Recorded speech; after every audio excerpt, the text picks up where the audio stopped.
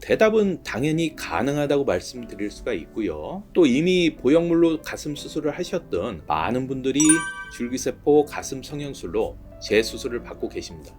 가슴 성형 시에 삽입하게 되는 보형물은 이물질이기 때문에 결국 문제가 생길 가능성이 높습니다. 보형물을 가슴에 넣기 위해서는 피부를 절개하고 가슴 안에 보형물이 들어갈 만한 공간을 만들어야 합니다.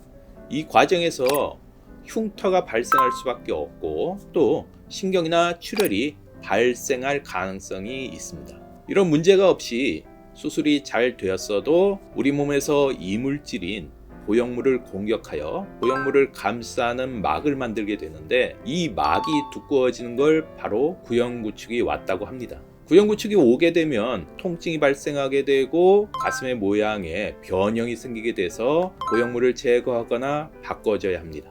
이런 구형구축 같은 부작용이 없다고 안심할 수가 없는데, 보형물은 시간이 지남에 따라 내구성이 떨어지게 됩니다. 일반적으로는 수술한 지 10년이 지나면 손상 여부를 주기적으로 확인하고 손상된 경우 제거하거나 보형물을 바꿔줘야 하는데, 이 과정에서 가슴 손상이 더욱 심화되고 부작용이 발생할 가능성이 높아집니다. 더욱이는 나이가 많은 경우에는 수술 시 위험성이 더 높아질 수밖에 없습니다.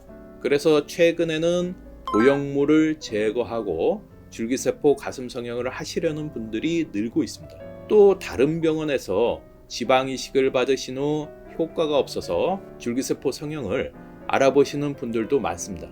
하지만 그런 분들 경우에 지방 흡입을 하신 경우에는 가슴을 키울 수 있는 재료인 지방이 부족해서 충분한 가슴 확대가 힘든 경우가 있습니다. 따라서 가슴 수술은 물론이고 지방 흡입을 할 때도 반드시 잘 알아보시고 신중하게 결정해야 나중에 후회하지 않을 수가 있습니다.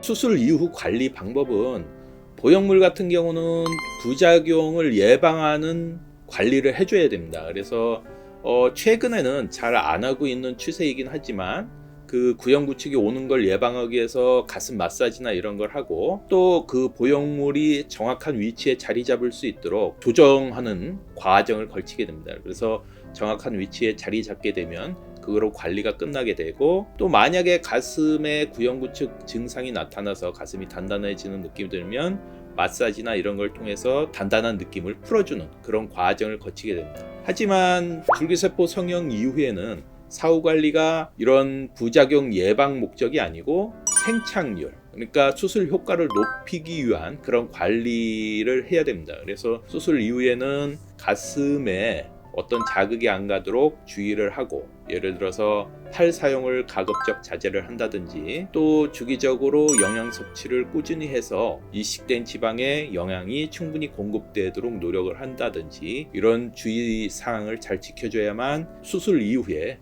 가슴이 생착률이 높아지고 그만큼 수술 효과를 높일 수가 있게 되는 것입니다. 감사합니다.